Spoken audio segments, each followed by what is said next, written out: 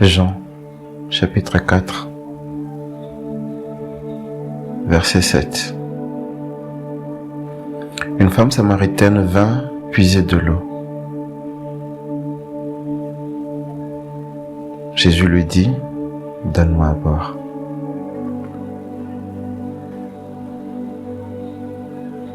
Qu'êtes-vous en train de puiser? Où essayez-vous de puiser?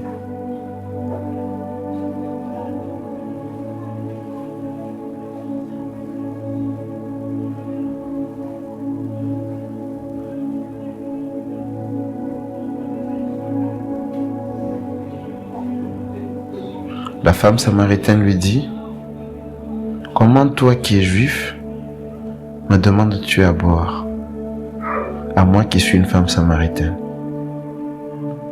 Y a-t-il une relation entre Jésus et vos études? Jésus et votre problème de santé? Jésus et l'économie de votre pays? Jésus et votre travail? Jésus et votre famille? Jésus et le vent? Nous avons tous des motifs pour penser que nous pouvons régler nos affaires nous-mêmes, qu'il n'y a pas de relation entre nous et Jésus. Et nous continuons à creuser, à venir à ce puits pour puiser l'eau. Jésus lui répondit, « Si tu connaissais le don de Dieu, et celui qui te dit, donne-moi à boire. » L'apôtre Paul nous révèle dans Colossiens, en Christ sont cachés tous les trésors de la science et de la sagesse. Si tu connaissais le don de Dieu. Dieu a tant aimé le monde qu'il a donné son Fils. Et si tu connaissais le don de Dieu et celui qui te parle, tu lui aurais toi-même demandé à boire et il t'aurait donné de l'eau vive. De quelle eau Jésus parle?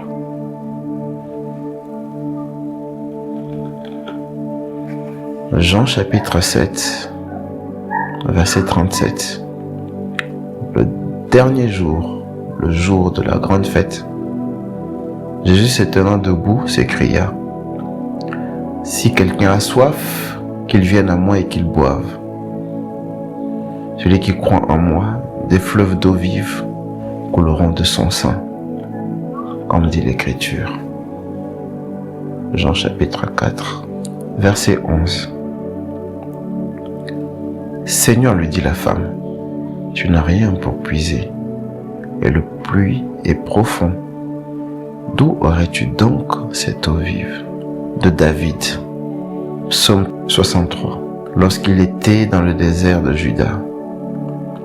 Ô Dieu, tu es mon Dieu, je te cherche. Mon âme a soif de toi. Mon corps soupire après toi. Dans une terre aride, desséchée, sans eau. Psaume 107. Il change le désert en étang et la terre aride en source d'eau. Jean chapitre 7, verset 38. Celui qui croit en moi, des fleuves d'eau vive couleront de son sein, comme dit l'Écriture. Jean chapitre 4, verset 12. Es-tu plus grand que notre père Jacob, qui nous a donné ce puits et qui a nourri lui-même, ainsi que ses fils et ses troupeaux? Nous continuons à sonder les Écritures pour trouver en elles la vie. Nous continuons à venir au puits de Jacob pour trouver dans ce puits l'eau vive que Jacob a bu, et lui et ses fils. Nous continuons à chercher la vie dans le bâton de Moïse, dans le temple, dans l'arche de l'Alliance, Nous continuons à chercher l'eau vive dans la circoncision.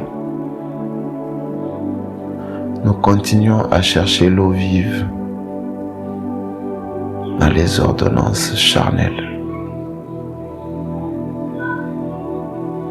Mais l'heure vient. Elle est déjà venue, où les vrais adorateurs adoreront le Père en esprit et en vérité. Quiconque boit de cette eau aura encore soif. Quiconque cherche encore la montagne ne trouvera pas l'Éternel. Quiconque va à Jérusalem, au temple, ne trouvera pas. Quiconque vient encore à ce puits ne trouvera pas. Car l'heure vient, elle est déjà venue, où ce ne sera ni à la montagne, ni à Jérusalem, mais en esprit et en vérité. Et celui qui boira de l'eau que je lui donnerai n'aura jamais soif. Et l'eau que je lui donnerai deviendra en lui une source d'eau vive qui jaillira jusque dans la vie éternelle. Les 4 fleuves qui coulent de l'Éden, voilà les eaux d'en haut, les eaux de la maison de Dieu, les eaux du jardin des délices, de là où habite Dieu, en Christ. Psaume 107, 35. Il change le désert en étang et la terre aride en source d'eau. Et il y établit ceux qui sont affamés. Il fonde une ville pour l'habiter. Heureux ceux qui ont faim et soif, car ils seront abreuvés, ils seront rassasiés. Psaume 163. Psaume de David, lorsqu'il était dans le désert de Juda. Ô Dieu, tu es mon Dieu, je te cherche. Mon âme a soif de toi. Mon âme soupire après toi, dans une terre aride et séchée sans eau. Ainsi je te contemple dans le sanctuaire, pour voir ta puissance et ta gloire. Je te contemple dans le jardin d'Éden, pour voir la puissance de tes eaux qui arrosent.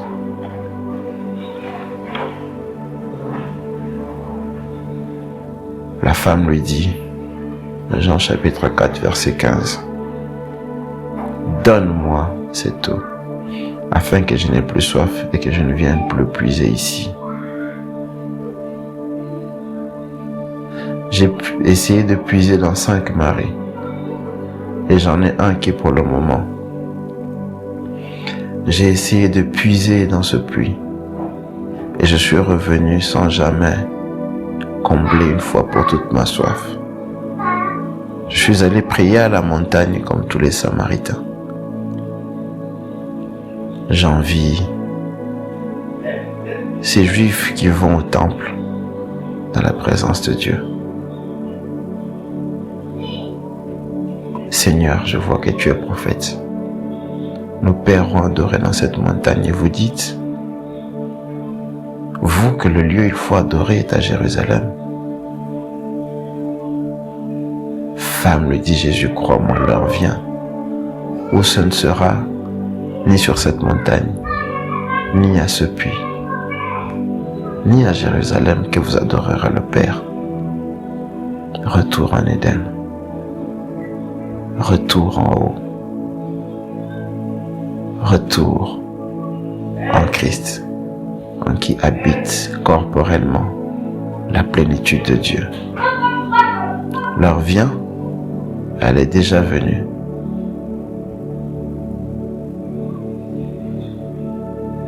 Oh, ce ne sera plus à la montagne, ce ne sera plus à Jérusalem, ce ne sera plus dans les maris, ce ne sera plus dans les femmes, ce ne sera plus dans le tombeau. Pourquoi cherchez-vous le vivant dans des choses mortes de cette création? Je suis le Dieu vivant. J'habite en Christ. Et Christ est en haut. Vous adorez ce que vous ne connaissez pas. Nous adorons ce que nous connaissons. Car le salut vient des Juifs. Mais l'heure vient, elle est déjà venue, où les vrais adorateurs adoreront le Père en esprit et en vérité. Ce sont là les adorateurs que le Père demande. Dieu est esprit. Il faut que ceux qui l'adorent en esprit et en vérité.